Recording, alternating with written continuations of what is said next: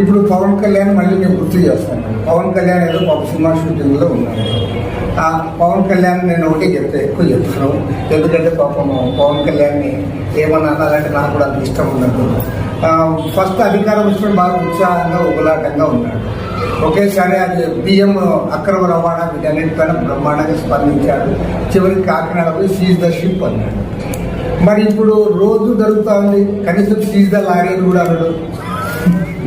కనీసం ఒక lorry seize చేయాలి కదా.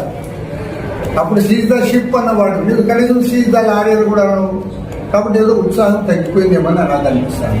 అంటే ఫస్ట్ అధికారంలోకి రావాలని ఎదురుండి, తర్వాత డిప్యూటీ సీఎం అయ్యాడు. అప్పుడంతా బాగా హుషారుగా ఉన్నాడు. తర్వాత సంవత్సరం కూడా గడవక ముందుగానే ఆయన హుషారు తగ్గిపోయింది. కాబట్టి మొత్తం బ్లాక్ మెయిల్ నడుస్తూనే ఉంది. దొంగ బియ్యం అమ్ముకుంటానే ఉన్నారు. ఆశ్చర్యం అదే పవన్ కళ్యాణ్ తెలుస్తూనే ఉంది.